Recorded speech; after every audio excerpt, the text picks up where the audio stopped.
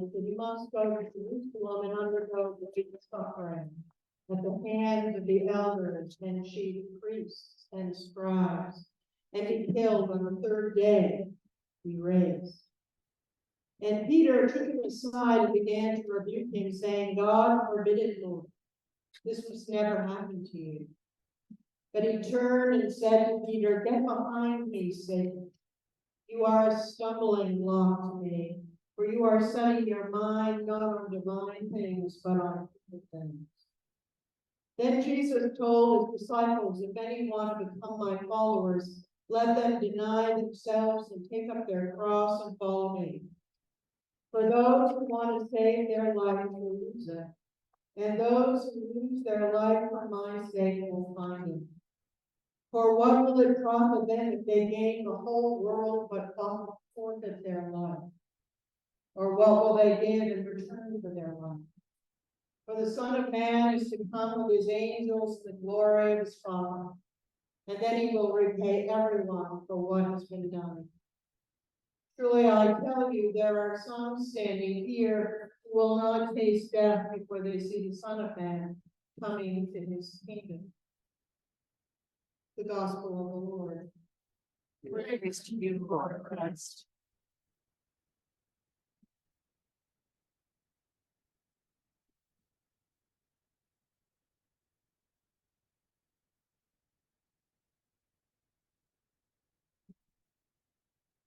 May the words of my mouth and the meditation of our hearts be always acceptable in your sight, our strength and our redeemer. Amen. Please continue.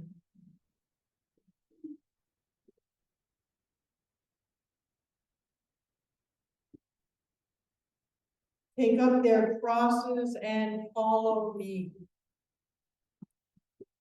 Take up their crosses and follow me. We have the second part of a portion of Matthew today. Last week we began with Jesus working on telling people or asking people, who do they think you are? Who do they say that I am? Who do you think that I am? We began with Jesus. This week we are talking more about the cross. We're talking more about who it is, who Jesus was and is, and how it matters to us. So we move from who is Jesus to the larger picture. Why are we still in 2023 reading these same stories, talking about this same wisdom that has been with us for so long? We wonder, this is, one of those readings that people will say, well, what's it about? And what we hear is suffering. Good, let's go to church on a beautiful long weekend and talk about suffering. There you go. What's the hook to get you to listen to that, right? What's important here is this isn't just about suffering. It says, take up their crosses and follow me. It doesn't say, find a cross. It doesn't say, here's your cross. It doesn't say, you're going to have a cross, just hold your breath, it's going to get bad. We hear Jesus say, take up their crosses and follow me, because we know that Jesus knows that there are times in our life that will feel heavy. That there will be times in our life when we feel broken or loaded or alone. And Jesus has said, okay, this is who everybody says I am, but this, help us, we need to be able to know why that matters. And so he says to his disciples, this is what's going to happen next. The part of the story is that we're going to go and I am going to be ridiculed and blamed and beaten and shunned and killed. Well, Peter, to his credit, says, whoa, there has got to be a plan B. It's easy to say, oh, Peter stinks. Well, okay, but what he's hearing is painful and hard doesn't seem like it makes any sense that if this Messiah that he's come to know and love, that the way this is going to play itself out is he's going to get killed. That's how this is all going to go. And in what some commentators say is one of the most stern rebukes, Jesus says, "Get behind me. Get behind me, Satan." Why? Because it was tempting for even Jesus. You know, this wasn't necessarily the way Jesus thought it. I mean, Jesus, this was a hard walk. This was a hard path that Jesus was called to walk. And so there was a part of it that was like, it would be really great if it didn't have to go this way, but no, that would be too tempting. So, no, stop. We know that feeling, don't we, when it's kind of like, okay, maybe. But how is it that we can live our life today? How is it that we can change our perspective of it? Because that's some of what we're being called to do in this. Gospel is Jesus last week and this week is trying to give us the whole story. We're about halfway between Pentecost and Advent. We're about halfway there in terms of ordinary time. How is it that this story matters to us? How is it that it makes sense to us? How it's supposed to make sense to us is that it changes our perspective a little bit. We want to be able to see our life through the lens of our faith. And so if Jesus is the Messiah, if Jesus comes to teach us love and grace and humility, forgiveness, how does that change how we are today? I was reading a couple of articles this week, and one of them was this woman, and the whole theme of these small stories were about changing your perspective. And one woman talked about she has since passed had cancer, and they didn't know it when they were writing the story and getting ready for that article. And she talked about how her diagnosis had caused her to live her life more fully. That she had spent so much time running around. She was one of those people, those of you that are teachers, she, by her own admission, was one of those people that proofread every single one of her children's papers. She said, you know, I don't do the proofreading anymore. She talked in this short story about how what she wanted to do was spend time with her family. And she didn't know when they were writing this, how long she would have. But what she knew is what was important was time and love and care.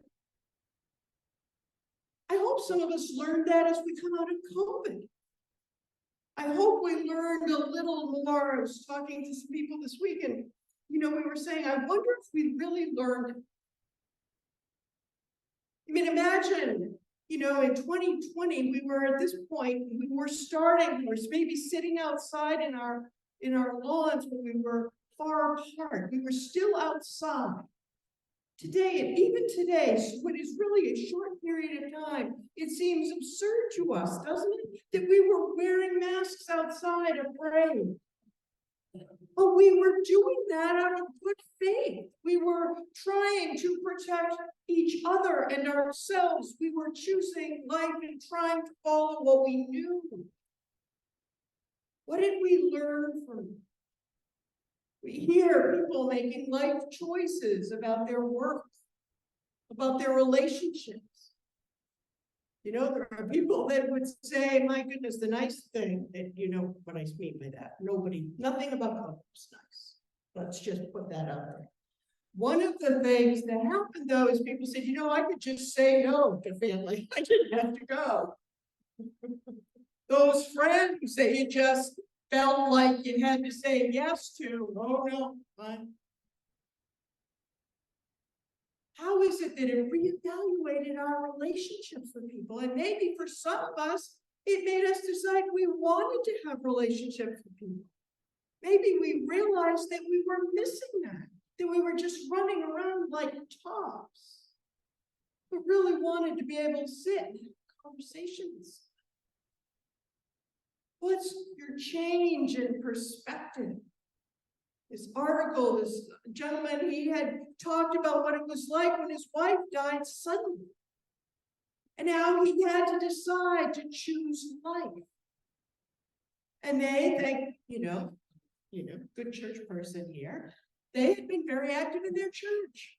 And so he just threw himself into his church and said, I used to go because it was the right thing to do, because we were church people and, I had faith, but, all of a sudden my church family and being able to volunteer, being able to do things was a lifesaver. Because I knew she would want me to choose life, but I was lost. So Jesus says today, pick up your crosses and follow me. Jesus doesn't say, suffer.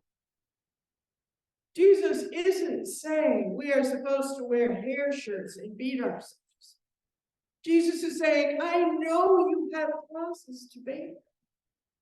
I know that you may be lonely, or you may be overwhelmed, or you may be stuck, or you may be any number of things. But you are not alone. First and foremost, you're not alone. Because I am going to show you, he's saying to the disciples and the world, that I know that suffering is going to happen. I know that the message of just love your neighbor isn't going to go well. I know they're not going to buy it. But it's still real. It's still important. And my work here is to show you that.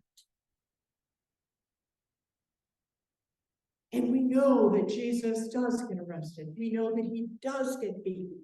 We know that he does get ridiculed and judged. We know all that happens. And as Episcopalians, we are all what some people call the Easter people. We also know and believe in the resurrection. We believe that after that painful, hard time, that Jesus rose and said, there is new life. And I still believe in love and justice and light and joy as much today as I did before. How do we do that? How do we live that out? We lost Jimmy Buffett this week, which nobody in my family appreciates nearly as much as I do. I loved Jimmy Buffett. I was not a parent head, but you know what? It was like fall. I don't seem to be getting any traction in my family in that area, but we to it, even if you weren't a drinker, but you drink to like Jimmy Buffett. Although I'm sure that helped.